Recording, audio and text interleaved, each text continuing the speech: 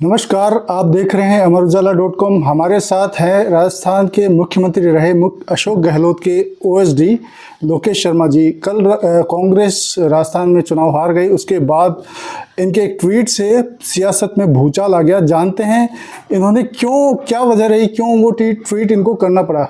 लोकेश जी, देखिए, वो कोई भूचाल लाने के लिए नहीं था, वो तो एक भावना थी। जो स्थितियां उत्पन्न हुई उनका जिक्र था और मैंने वही किया कि किन स्थितियों की वजह से, किन परिस्थितियों की वजह से हम सत्ता में वापसी नहीं कर पाए।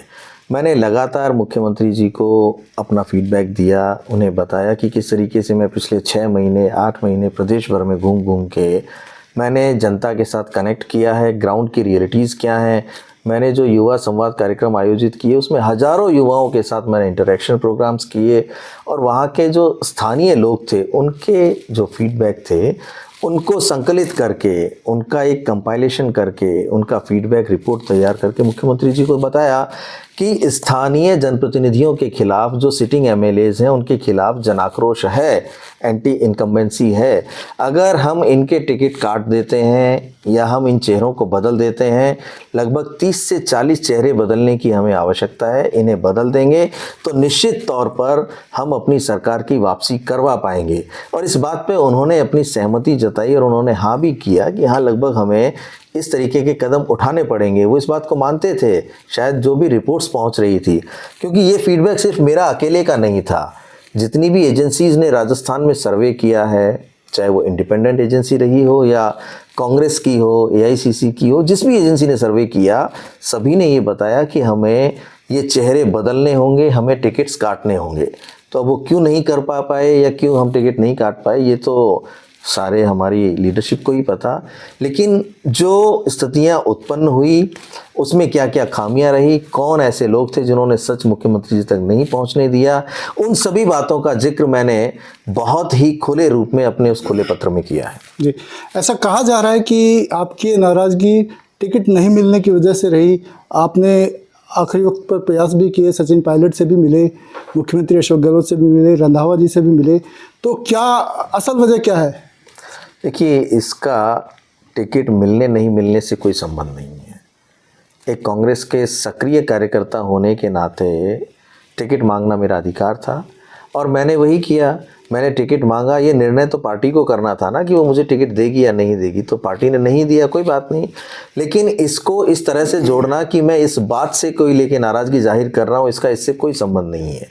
मैं अपनी वो पीड़ा जाहिर कर रहा हूँ जो एक कार्यकर्ता के रूप में की जानी चाहिए या होनी चाहिए। क्योंकि अगर हमने समय रहते कदम नहीं उठाए और यही ढर्रा चलता रहा, अब बदलाव नहीं हुए, नए लोगों को अवसर नहीं मिला, नौजवानों को आगे नहीं लाया गया, तो आगे फिर हमें जिस चुनौती का सामना करना है उसको मजबूती से नहीं कर पाएंगे और परिणाम हमारे पक्ष में नहीं आएंगे। इसलिए ज़रूरी है कि अब आने वाले समय में हम नए लोगों को, नए जोश को, जो ऊर्जा के साथ काम कर सकें, उनको आगे लेकर आएं। आपने अपनी पोस्ट में मुख्यमंत्री के कुछ आसपास के लोगों का भी जिक्र किया है। क्या आपकी नाराज़गी थी, क्या शिकायतें थी? सिर्फ मेरी ही नाराज़गी नहीं है, आप बहुत से लोगों से आप खुद बात करके देखें, चाहे वो जनप्रतिनिधि रहे हों, एमएलएज हों या मुख्य धारा के इस प्रदेश के कांग्रेस के नेता रहे हों। लोग नाम लेके आपको बताएंगे कि इन पर्टिकुलर लोगों ने हमें मुख्यमंत्री जी से मिलने नहीं दिया या हमें समय तक नहीं लेने दिया। तो ये तो आम बात हो गई है। प्रदेश के बहुत से लोग इस बात को स्वीकार करते हैं कि अगर समय रहते हमें मिलने दिया गया होता, हम अपनी बात पहुंचा पाते, तो सच उन तक पहुंचता। तो ये जो उनके इर्द गिर्द 24 घंटे में से अत्यधिक समय उनके साथ रहने वाले लोग हैं, उन्हीं लोगों ने तो इस तरीके से क्रिएट किया, ये माहौल बनाया कि आम लोगों को जो बात करना चाहते हैं, फीडबैक देना चाहते हैं, उन्हें वहाँ तक नहीं पहुँचने दिया। तो मेरी कोई व्यक्तिगत नाराज़गी नहीं है। मेरा ये कहना है कि जिस लीडर के लिए हम लोग काम कर रहे हैं, उस लीडर की भलाई किस में है, उनको किस चीज़ से फ़ायदा मिलेगा, किस चीज़ से नुकसान मिलेगा, ये तय करने का काम उनके आसपास और उनकी टीम का होता है।